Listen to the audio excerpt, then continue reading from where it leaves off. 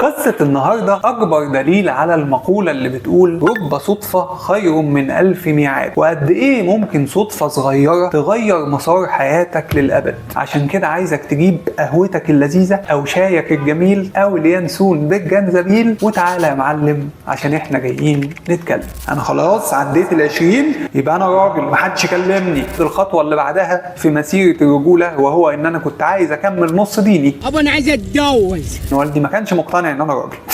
انت لسه عيل صغير، لسه بتدرس، لسه ما اتخرجتش، لسه عندك جيش، لسه ما توظفتش، ولا انت عايز بابي يصرف عليك دكتور ممتاز الشرس. فكل بنت كانت بتدخل قبليه بتطلع معيطه، مالك يا بنتي سألك في ايه؟ واحده تكلمها تقوم تنف وتمشي. انت بتنزل تلف كعب داير على رجلك وتروح تتهان عند اغلبيه الدكاتره الا من رحم ربي، وفي الاخر تكتب تقرير تحاول تالف فيه اي حاجه عشان خاطر تقنع مدير الشركه ان شغلك ده له لازمه. فحاجه يعني مؤسفه. وانا ماشي في مكان ما لمحت عياده مكتوب عليها اسم دكتور ممتاز الشرس.